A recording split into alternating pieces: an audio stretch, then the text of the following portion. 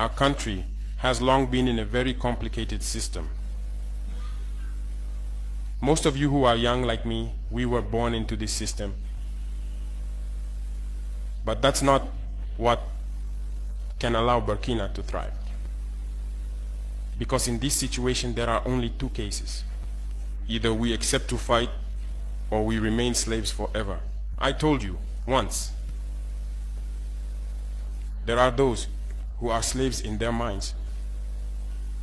They can only serve their master. And those people try every time to manipulate you. You must advise each other. Because every situation can be exploited by these enemies of the nation to try to discourage you, to demotivate you. So you must advise each other and not pay attention to certain remarks, even on some media. Not everyone is obliged to be patriotic. You are the first patriots. You have decided to defend the homeland. There is nothing better than that. Those who want to support you, let them support you. Those who want to discourage you through writings, you must close your ears and move forward. As for those, we will fight them here.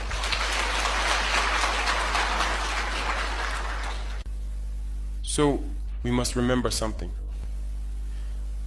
Recently, there is a so-called NGO. It's not even an NGO. Because NGO stands for non-governmental organization. They are not non-governmental because they are funded by a federal budget, by a state. This so-called NGO produces reports claiming that the FDS and the VDP commit abuses. It went in here, it came out there. It's to tarnish your morale. It's to scare you, to prevent you from being able to fight. No. Moreover, we are going to file a complaint against this NGO because people need to understand something. What is happening to us here? It's true that they have manipulated part of our populations in the Sahel here, but they didn't have that kind of weaponry. What brought such significant weaponry into their ranks? It's Libya. Who destroyed Libya? It's this NGO, the same NGO that made false reports and gave them to those who wanted to create a rebellion so that people would intervene and overthrow Gaddafi. And the powder keg ended up being poured into the Sahel. These millions of lives that have been taken in the Sahel, we must file a complaint against this NGO because it is responsible for these false reports it made to support this thesis of attacking Libya. They have no moral lessons to give us. Look at the world. Let them go defend human rights all over the world first before coming here. We are fortunate to have similar situations. In this world, you voluntarily committed yourselves. There are countries where people are forcibly taken, killed. You leave or you die. Others, even while trying to flee, end up dying. They don't talk about human rights because these people see us as subhumans. They see us as slaves. That's how it is in their minds. They have never changed their mindset, but it's up to us to show them that we are not slaves and we will never accept this state of affairs. So don't be fooled by the stories. They tell to anyone who will listen. You must stay focused on your fight. Stay focused. We know what we are doing. And even now, the VTP commander told me that there is a human rights training session underway for group leaders and their deputies. If we make efforts, we know it's for ourselves. We no longer do things to please someone else. We do it for our homeland. And you are committed to that. Defend your homeland. Do not listen to those individuals. They should not affect your morale. In the history of the world, there have been wars.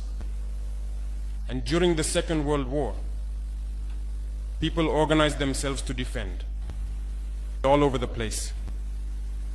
But there is a country that could not defend itself, which had to come and take our ancestors to go defend them.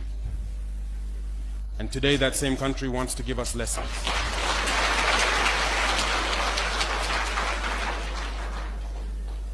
The pot calling the kettle black. No. You are the descendants of those same ancestors who went to defend others, who liberated the world from Nazism. Today you are fighting for your lands. These same individuals dare to create terms to tarnish you. We oppose this. We will never agree. Continue to defend your lands. It is your wealth that interests these people. It's our gold, it's our minerals that interest them. Otherwise, why come and drive out entire villages to seize our lands? So we will fight and we will reclaim our lands, our wealth. It belongs to us. It's for us. It will benefit us and our children.